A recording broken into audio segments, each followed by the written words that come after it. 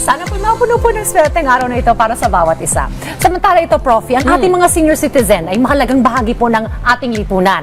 Sa kanila pong pagtanda, nararapat lamang na sila po ay mabigyan ng sapat na benepisyo at suporta. Tama ka dyan, Dayan. Ang pagkakaroon ng sapat na benepisyo para sa mga senior citizen ay malaking tulong para masiguro ang kanilang kalusugan. At kaugnay nito, pag-uusapan natin ngayong araw ang karagdagang incentives na matatanggap nila lolo at lola sa ilalim ng Expanded Centenarian Act. Kasama po natin ngayong araw ang Officer in Charge at Commission Member 4 ng National Commission of Senior Citizens at si Chair Mary Jean Loreche. Chair, gandang umaga po. Welcome po to Rise and Shine Pilipinas. Magandang umaga din po sa inyo. Good morning.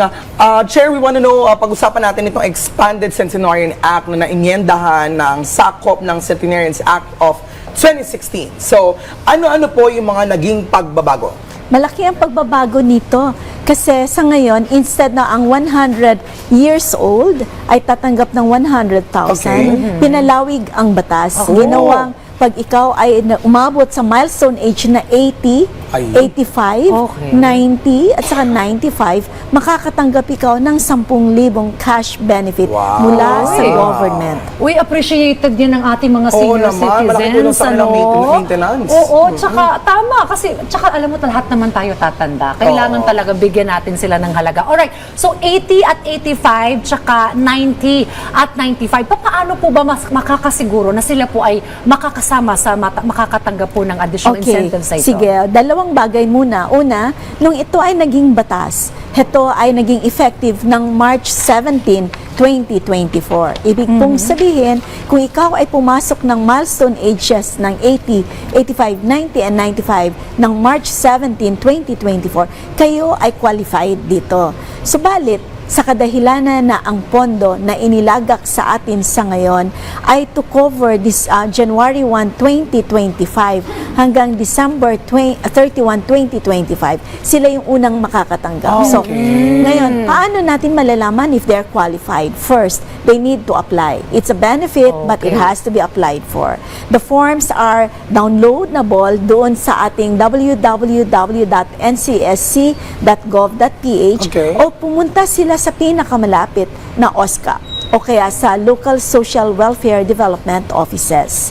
Ngayon, pag nag-apply sila, required ang magbigay ng primary ID. Okay. Ito ay birth certificate na mula sa PSA o kaya yung PhilSys ID. Kung wala din naman sila noon, kasi sabi sa atin, nasa mga baol na yan, mga IDs na yan, baka hindi nga at hindi sila nakarehestro.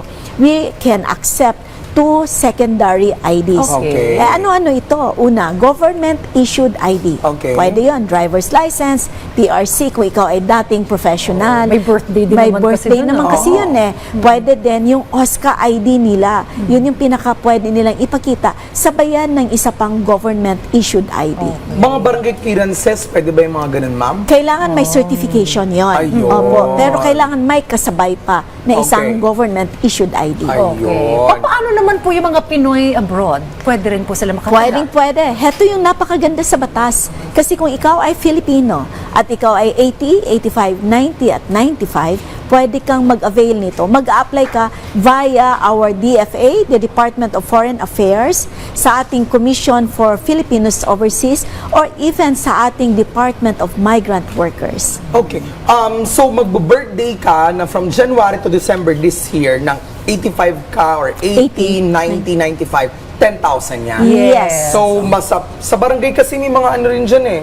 May mga senior citizens representatives din dyan. Pwede ba lumapit doon or dapat sa Yes, city? pwede doon. Okay. And heto, ang napakaganda, alam naman natin na merong mga local government units nagbibigay pa ng counterpart. Ayun. So madadagdagan pa. Madadagdagan pa. Wow. Okay. Yung mga kapatid naman nating indigenous, kasi wala rin silang misang ID, paano po natin sila matutulungan na makakuha ng benefits Isa din na yan ito? sa napakaganda na nangyari. Nagkaroon tayo ng kasunduan with the National Commission for Indigenous Filipinos or peoples, no?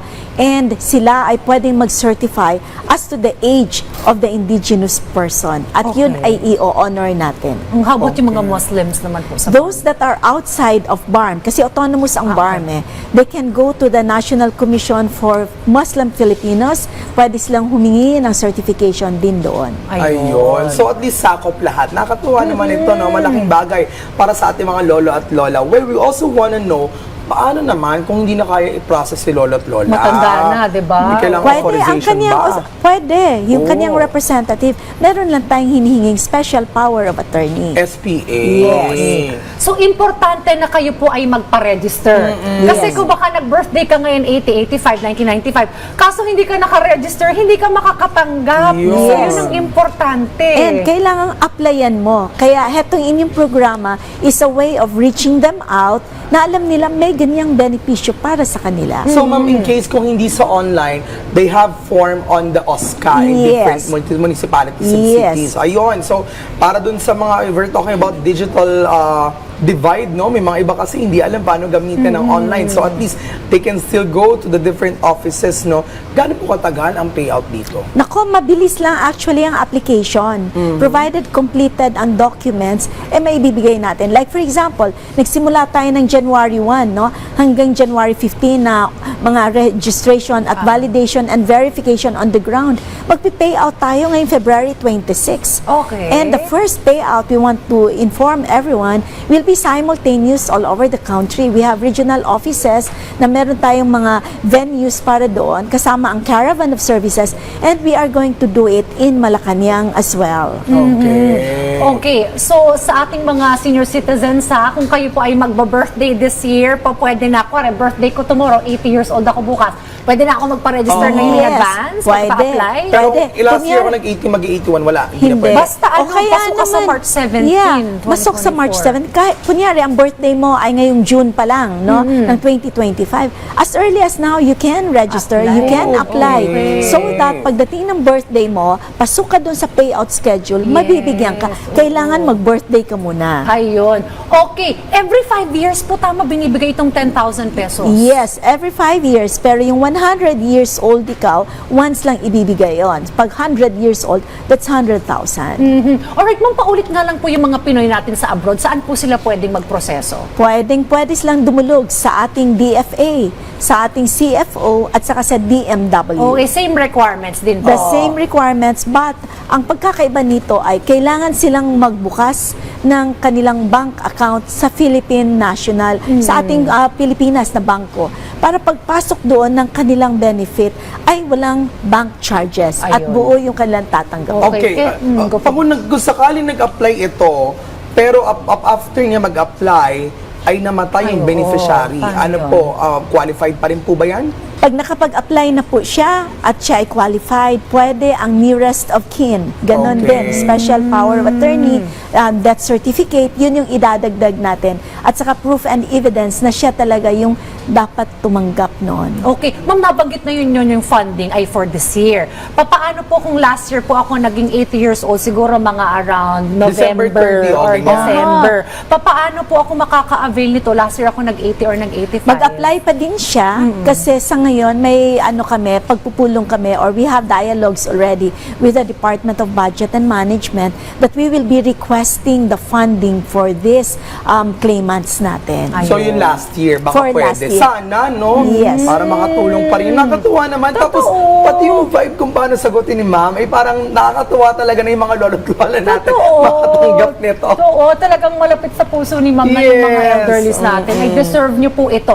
Yung mga 100 years old, ma'am, may payout din po kayo ng 100,000 pesos. Ngayong February 26, meron tayong mga centenarians na isasabay natin sa payout ng 80, 85, 90 at saka 95. Ilan po itong bibigyan ninyo ng 100,000? Sa Malacanang, we have 3 centenarians na Okay. doon natin ibibigay together with the President kasi it is an inaugural journey and maiden journey. But he signed the law on February 26 of 2024.